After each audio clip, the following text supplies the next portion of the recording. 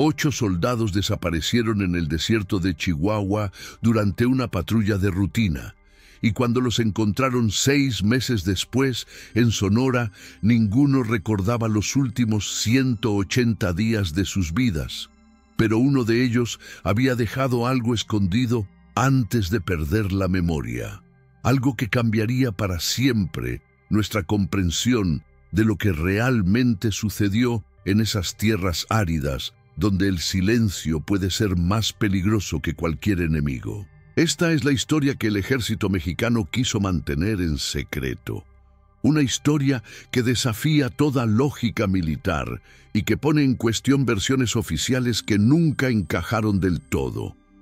Si te fascinan los misterios sin resolver y las verdades que permanecen ocultas durante años, suscríbete a Ecos del Silencio, porque lo que descubriremos hoy podría revelar secretos que algunos prefieren mantener enterrados para siempre. Era marzo de 2018, cuando el sargento Miguel Herrera recibió la orden de dirigir una patrulla de reconocimiento en la zona fronteriza de Chihuahua.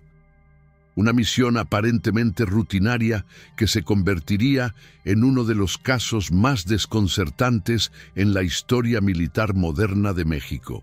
Los soldados bajo su mando eran hombres experimentados, veteranos de múltiples operaciones en territorio hostil, conocedores de cada sendero, cada roca, cada sombra que podía ofrecer refugio en el vasto desierto chihuahuense. El paisaje de esta región es tan hermoso como implacable. Extensiones infinitas de tierra rojiza se extienden hasta tocar montañas que parecen cortadas con cuchillo contra el cielo azul intenso. El viento arrastra consigo el aroma de la salvia y el polvo ancestral, mientras que los cactus se alzan como centinelas silenciosos en una tierra que ha sido testigo de contrabandistas, revolucionarios y ahora de un misterio que desafía toda explicación racional. La base militar de Nuevo Casas Grandes, desde donde partieron aquella mañana, era conocida por su disciplina férrea y su eficiencia operativa. Construida en los años 80 para combatir el narcotráfico, se había convertido en un punto estratégico crucial para las operaciones militares en el norte del país. Sus muros de concreto gris contrastaban con el paisaje desértico, creando una isla de orden militar en medio de la inmensidad natural. Miguel Herrera, de 34 años, era respetado tanto por sus superiores como por sus subordinados. Originario de Michoacán, había llegado a Chihuahua 5 años antes, tras destacar en operaciones antinarcóticos en su estado natal. Su rostro curtido por el sol del desierto y sus ojos siempre alerta reflejaban la experiencia de alguien que había sobrevivido a múltiples enfrentamientos. Era un hombre de pocas palabras, pero de decisiones certeras, características que lo habían llevado a ser elegido para liderar las misiones más delicadas. Los otros 7 soldados que lo acompañarían en aquella fatídica patrulla eran igualmente experimentados. Estaba el cabo Roberto Vázquez, un hombre fornido de Sonora cuya sonrisa fácil contrastaba con su habilidad letal con el rifle. También el soldado raso Andrés Morales, el más joven del grupo con apenas 23 años, pero ya veterano de 2 años en operaciones de alto riesgo. Carlos Mendoza, originario de Veracruz, era el especialista en comunicaciones, capaz de mantener contacto por radio, incluso en las condiciones más adversas. Luis Fernando Torres, conocido por sus compañeros como el ingeniero, era el experto en explosivos y reconocimiento de terreno. Su capacidad para leer las señales del desierto era casi sobrenatural. Podía detectar pisadas de días de antigüedad y predecir cambios climáticos con precisión inquietante. Junto a él estaba Daniel Sánchez, el médico de combate, cuyas manos habían salvado más vidas de las que podía recordar. El soldado Javier Ramos era el francotirador del grupo, un hombre silencioso cuya puntería era legendaria en toda la región militar del norte. Finalmente estaba Eduardo Flores, el más veterano de todos con 15 años de servicio. conocido por su capacidad de mantener la moral alta incluso en las situaciones más desesperantes. Su humor seco y sus historias interminables habían aliviado la tensión en incontables misiones peligrosas. La vida en la base seguía rutinas militares estrictas que se habían vuelto reconfortantes en su predictibilidad. El toque de Diana sonaba cada mañana a las 5:30, seguido por ejercicios físicos, desayuno colectivo y revisión de equipos. Las tardes se dedicaban a entrenamiento táctico, mantenimiento de armamento y planificación de operaciones futuras. Era una vida austera pero con propósito claro, donde cada hombre conocía su lugar y su función. En las semanas previas a su desaparición, la rutina en la base había comenzado a mostrar pequeñas fisuras de tensión. Los informes de inteligencia hablaban de movimientos inusuales en la zona fronteriza, grupos no identificados que aparecían y desaparecían como fantasmas en el radar militar. Algunos soldados reportaban sensaciones extrañas durante las patrullas nocturnas, luces que no debían estar ahí, sonidos que no tenían explicación lógica, la sensación persistente de ser observados por ojos invisibles. El coronel Ramírez, comandante de la base, había notado estos reportes con creciente preocupación. Era un militar de la vieja escuela, escéptico por naturaleza, pero la consistencia de estos informes aparentemente inconexos comenzaba a formar un patrón que no podía ignorar. Durante las juntas matutinas, su rostro mostraba una tensión que sus subordinados no habían visto antes, como si presintiera que algo importante estaba a punto de suceder. La misión asignada al escuadrón de Herrera parecía rutina: patrullar un sector de 25 kilómetros cuadrados cerca de la frontera con Estados Unidos, verificar reportes de actividad sospechosa y establecer puntos de observación temporal. El área estaba marcada en los mapas como Zona Delta 7, un terreno conocido por su aridez extrema y la ausencia casi total de población civil. Era territorio que los soldados conocían bien. Lo habían patrullado docenas de veces en los últimos años sin incidentes mayores. Sin embargo, había algo diferente en el ambiente aquella mañana de marzo. El viento soplaba con una intensidad inusual, levantando remolinos de polvo que danzaban como espíritus inquietos en el paisaje. Los soldados más veteranos, aquellos cuya experiencia les había enseñado a leer las señales sutiles del desierto, intercambiaban miradas de inquietud mientras verificaban sus equipos por última vez. Los días previos al 15 de marzo habían estado marcados por una serie de incidentes menores que, vistos en retrospectiva, formaban un patrón inquietante. 3 noches antes de la misión, el soldado Morales reportó haber visto luces extrañas moviéndose en formación hacia el norte, aproximadamente a 2 kilómetros de la base. Cuando se envió una patrulla de verificación al amanecer, no encontraron rastros de vehículos ni evidencia de actividad humana reciente.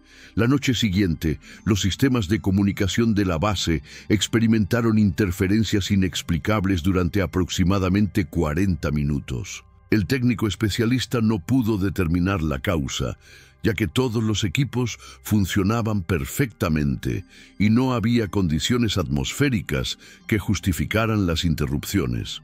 Durante ese tiempo, las comunicaciones con el comando regional se volvieron imposibles, sumiendo la base en un aislamiento temporal que inquietó profundamente al coronel Ramírez. Miguel Herrera había comenzado a escribir en un diario personal durante esas últimas semanas, algo inusual en un hombre que tradicionalmente había preferido mantener sus pensamientos para sí mismo. En una entrada fechada el 12 de marzo, escribió: «Hay algo en el aire que no puedo explicar. Los hombres están nerviosos y yo también lo estoy, aunque trate de no demostrarlo. El desierto parece estar susurrando secretos que no queremos escuchar. Espero estar equivocado. pero mi instinto me dice que se acerca algo importante. La mañana del 13 de marzo, 2 días antes del desaparecimiento, ocurrió un incidente que debería haber servido como advertencia final. Durante los ejercicios matutinos, varios soldados reportaron haber escuchado voces hablando en un idioma que no pudieron identificar, aparentemente provenientes del desierto circundante. Cuando se organizó una búsqueda inmediata, no se encontró absolutamente nada, ni huellas, ni evidencia de campamentos, ni siquiera las marcas que dejarían vehículos en el terreno arenoso. El especialista en comunicaciones, Carlos Mendoza, había estado monitoreando frecuencias de radio durante las noches previas, buscando explicaciones para las interferencias. En su bitácora técnica, registró la captación de señales de origen desconocido en frecuencias que oficialmente no eran utilizadas por ninguna institución militar o civil en la región. Las señales consistían en pulsos regulares que seguían un patrón aparentemente aleatorio, pero que su experiencia le decía que podían ser algún tipo de código. La víspera de la misión fatal, el ambiente en la base había alcanzado un punto de tensión casi palpable. Durante la cena, las conversaciones se desarrollaban en susurros y los soldados evitaban el contacto visual prolongado, como si temieran que sus compañeros pudieran leer la ansiedad en sus rostros. El soldado Flores, usualmente el alma de los encuentros sociales, permaneció inusualmente silencioso, limitándose a mover la comida en su plato sin apenas probarla. Esa última noche, Miguel Herrera tomó una decisión que resultaría crucial para el futuro descubrimiento de la verdad. Después de que el resto del escuadrón se hubiera retirado a dormir, escribió una entrada final en su diario y lo selló dentro de una bolsa hermética, junto con copias de varios reportes oficiales que había estado recopilando secretamente. Enterró el paquete cerca de un cactus distintivo a 200 metros de la base, marcando la ubicación con referencias que solo él conocía. El 15 de marzo amaneció con un silencio antinatural. Los soldados veteranos de la región comentarían después que nunca habían experimentado una calma tan absoluta en el desierto chihuahuense. Ni siquiera se escuchaba el canto de los pájaros que usualmente saludaban el amanecer, y el viento que había estado soplando constantemente durante días se había detenido por completo, como si la naturaleza misma estuviera conteniendo la respiración. A las 0600 horas, el escuadrón de 8 hombres partió de la base en 2 vehículos blindados ligeros, siguiendo la ruta predeterminada hacia la zona Delta 7. El último contacto por radio con la base ocurrió a las 0847 horas, cuando el sargento Herrera reportó que habían alcanzado el primer punto de control sin novedad. Su voz sonaba tranquila y profesional, sin indicios de la catástrofe que estaba a punto de desarrollarse. A las 1200 horas, cuando el escuadrón debía reportar su ubicación según el protocolo establecido, el silencio de radio comenzó a generar preocupación en el centro de comunicaciones. Los intentos de contacto se intensificaron durante las siguientes 2 horas, utilizando todas las frecuencias disponibles y aumentando progresivamente la potencia de transmisión.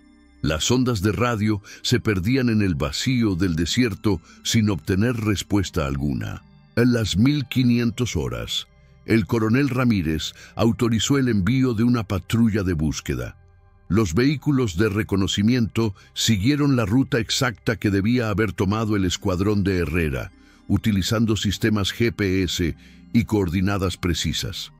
Lo que encontraron desafió toda lógica militar y operativa. Los 2 vehículos blindados estaban estacionados en formación perfecta en el punto de control número 3, con los motores apagados y las llaves puestas en el contacto. Los vehículos estaban completamente intactos, sin señales de lucha, impacto de proyectiles o cualquier tipo de daño. El equipo de comunicaciones funcionaba perfectamente. Las armas estaban en sus soportes habituales con toda la munición presente y las raciones de comida y agua permanecían sin tocar en sus compartimentos respectivos. Era como si los 8 soldados simplemente hubieran decidido abandonar sus vehículos y caminar hacia la inmensidad del desierto. Lo más desconcertante era la ausencia total de huellas.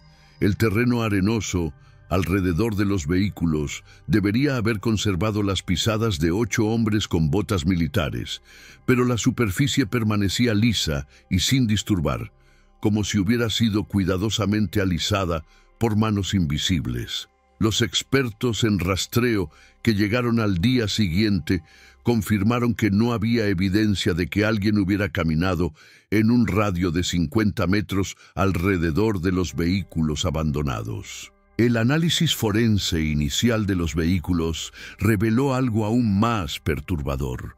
Las superficies interiores mostraban una fina capa de polvo que, según los especialistas, habría requerido semanas para acumularse en esa cantidad.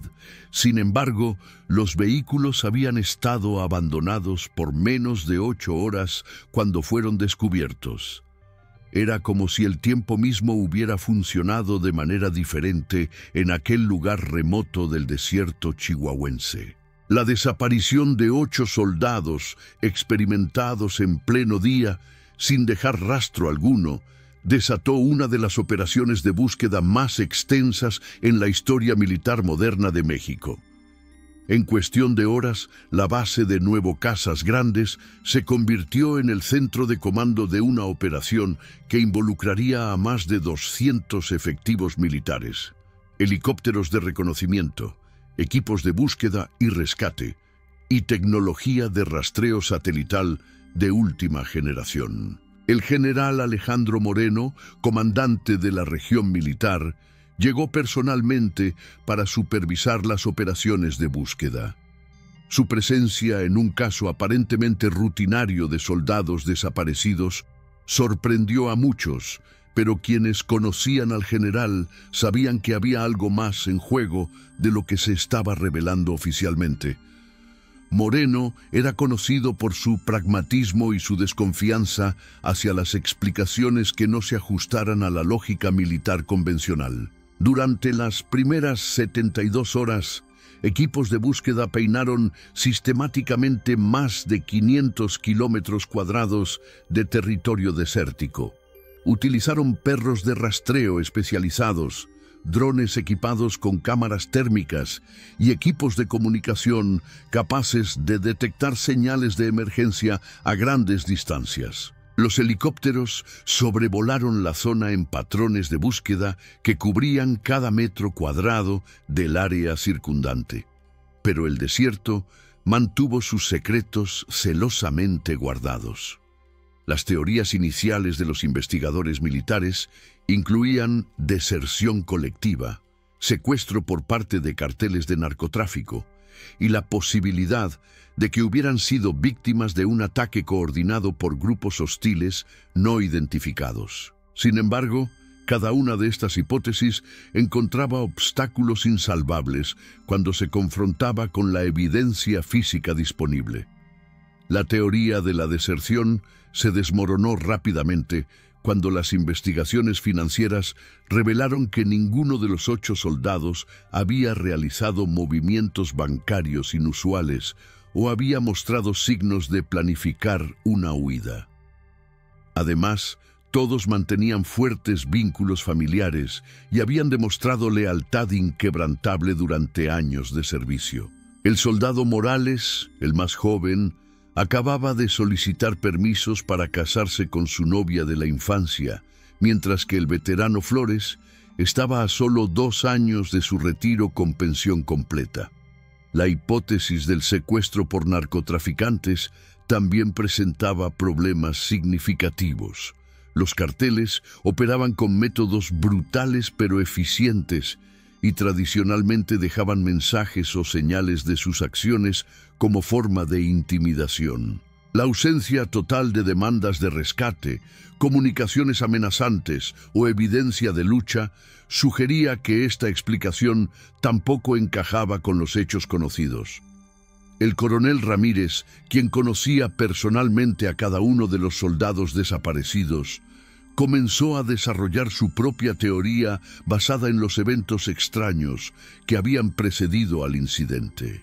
En reuniones privadas con el general Moreno, presentó evidencia de las interferencias de comunicación, los avistamientos de luces no identificadas y los reportes consistentes de fenómenos anómalos en la región. Su teoría, aunque no podía ser expresada oficialmente, sugería que habían sido testigos de algo que las autoridades no estaban preparadas para reconocer públicamente. Las familias de los soldados desaparecidos se convirtieron en el rostro humano de una tragedia que trascendía lo puramente militar. María Elena Herrera, esposa del sargento Miguel, llegó desde Michoacán con sus 2 hijos pequeños, estableciendo una vigilia permanente en las inmediaciones de la base militar. Su presencia silenciosa pero determinada se convirtió en un recordatorio constante de que detrás de los números de expediente había personas reales con vidas rotas por la incertidumbre. La madre de Andrés Morales, doña Carmen, una mujer humilde de un pueblo rural chihuahuense, se negaba a aceptar las explicaciones oficiales. Con la sabiduría intuitiva de las mujeres que han vivido toda su vida en el desierto, insistía en que el desierto no se traga a la gente así como así. Cuando el desierto toma algo, siempre deja señales para quien sabe leerlas. Sus palabras, aunque parecían folclore local, resonarían proféticamente meses después. A medida que pasaban las semanas sin resultados concretos, la operación de búsqueda oficial comenzó a reducir su intensidad. Los recursos militares fueron gradualmente reasignados a otras prioridades operativas, aunque un grupo pequeño pero dedicado de investigadores continuó trabajando el caso de manera discreta. El expediente oficial fue clasificado como caso abierto con investigación en curso, una categorización burocrática que efectivamente lo relegaba al limbo administrativo. Durante este período, comenzaron a circular rumores entre las bases militares del norte del país. Soldados de diferentes unidades reportaban haber escuchado historias similares de compañeros desaparecidos sin explicación, luces extrañas en el desierto y órdenes superiores de no discutir ciertos incidentes. Aunque nunca se confirmó oficialmente, el patrón sugería que el caso de los 8 soldados de Chihuahua no era un incidente aislado. Los meses pasaron lentamente, marcados por la frustración creciente de las familias y la aparente impotencia de las autoridades militares. Las búsquedas esporádicas continuaban, pero con menos convicción y recursos cada vez menores. El caso parecía destinado a convertirse en otro misterio sin resolver del vasto desierto norteño.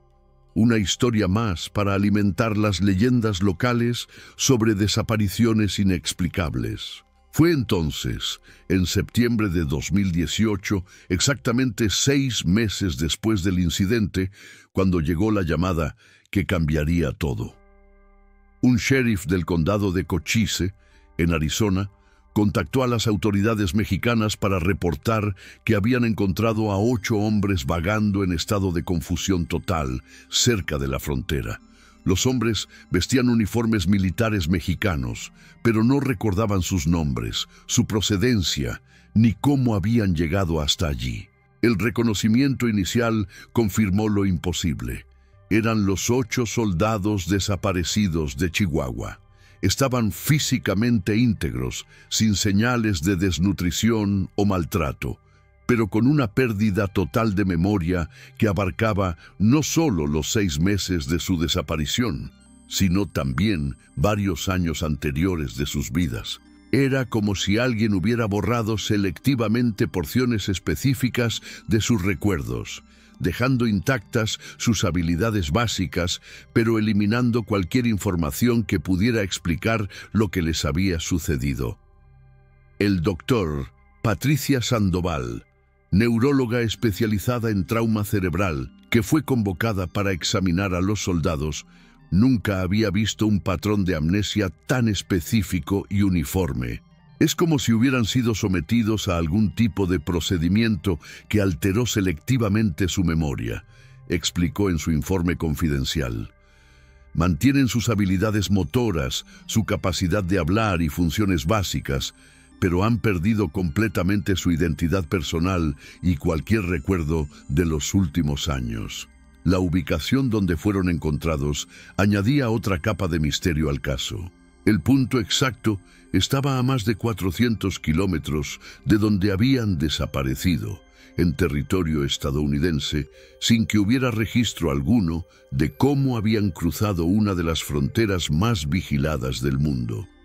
Las autoridades de ambos países iniciaron investigaciones paralelas, pero la cooperación se vio limitada por la naturaleza altamente clasificada que el caso había adquirido. Los soldados fueron trasladados inmediatamente a un hospital militar en la Ciudad de México, donde fueron sometidos a exámenes médicos exhaustivos y procedimientos de rehabilitación bajo estricto protocolo de seguridad. Las autoridades militares impusieron un blackout informativo total, prohibiendo cualquier comunicación con medios de prensa y limitando severamente las visitas familiares. Oficialmente, los 8 hombres estaban recuperándose de un incidente clasificado, y su condición era estable pero reservada. Durante las primeras semanas de tratamiento, los soldados mostraron signos gradual de recuperación de sus funciones básicas, pero sus memorias permanecían bloqueadas como si hubieran sido selladas por algún mecanismo desconocido. Los intentos de hipnosis médica y terapia de recuperación de memoria produjeron resultados inquietantes. Cuando se acercaban a recuerdos específicos de su tiempo de servicio o del día de su desaparición, los pacientes experimentaban episodios de ansiedad severa acompañados de síntomas físicos inexplicables. Fue María Elena Herrera quien, durante una de sus visitas limitadas a su esposo, notó algo que los médicos habían pasado por alto.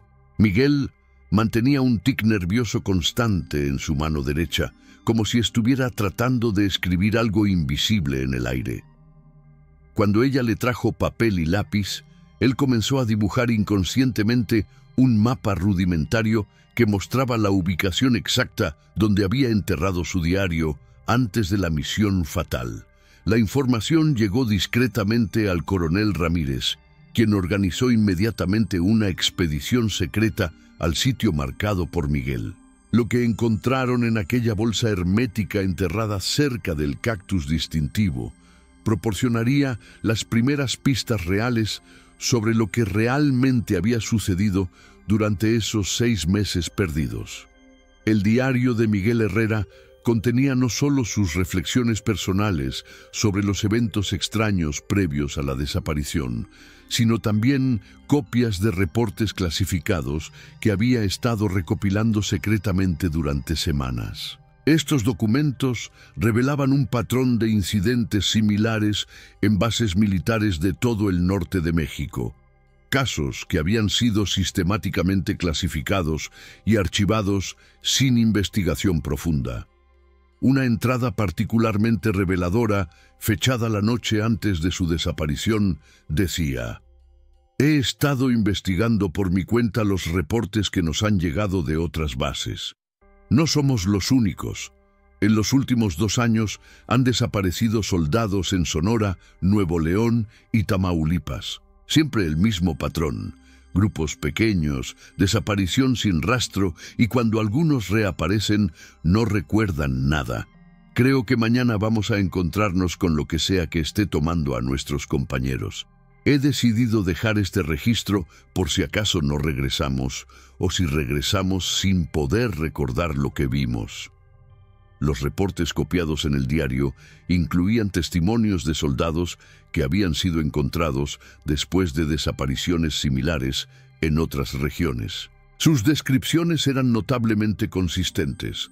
Recuerdos fragmentarios de luces cegadoras, sensaciones de ingravidez y la presencia de figuras que no podían describir con precisión porque sus mentes parecían incapaces de procesar lo que habían visto.